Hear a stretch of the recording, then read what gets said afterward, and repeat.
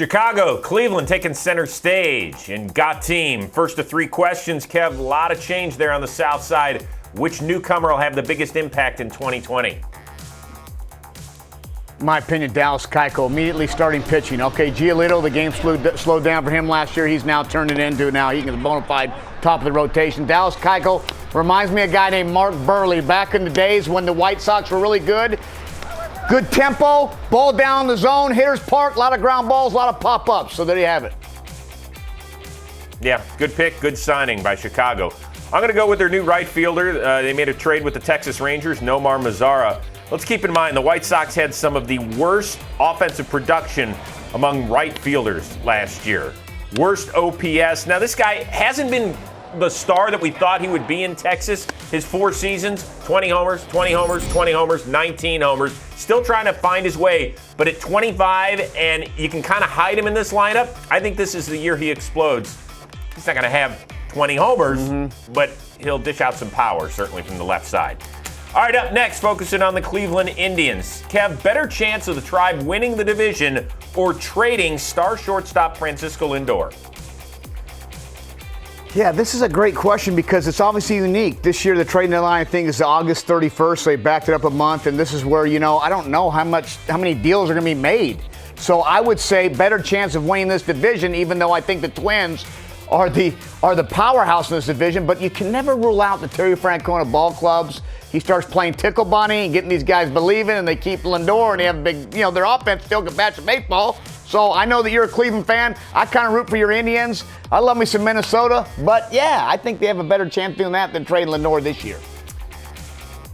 Well, we can take the second part of this question and throw it right in the garbage. I have emotionally blocked it out, okay? I'm not dealing with the Lindor trade possibilities until after this season, so I will just focus on whether or not they can win the Central. Let's keep in mind, they won 93 games a year ago and missed the playoffs. That was actually more wins than the season before.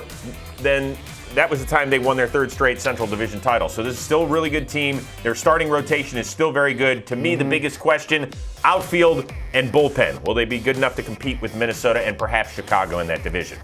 All right, last one. One of the young arms in that Cleveland rotation, Zach Plesac, had a good rookie season. Also, one of the great athletes among starting pitchers. Look at this play last year in Kansas City. Pretty good. So will we see more of Zach on IT this year, or his crazy Uncle Dan, the selfie king of Secaucus? Yeah. No doubt about it. Zach only pitches 32 times a year in a full season. We have a 60-game season this year, so cut that, whatever that is, Chris. I'll let you do the math since you're a graduate of all these colleges. Dan Plesac, 100% because I got vacation days, so Danny fills in for that. Plus the selfies, we got golf rounds, we got with caddies. I think there's no doubt crazy Uncle Dan will be on IT more. Yeah, it prorates to about 11 starts this year or so if you're at the back end of the rotation. You go with a 5-man rotation and you stick with that, so that's what it'll be. Yeah, Dan's going to be here because I know you're going to be taking vacation at some point. And so Danny will come on at the beginning of the show. Christopher, I don't know if I got a lot in me, but I'm going to give it my best shot. Here we go. Maybe one inning. Maybe one inning.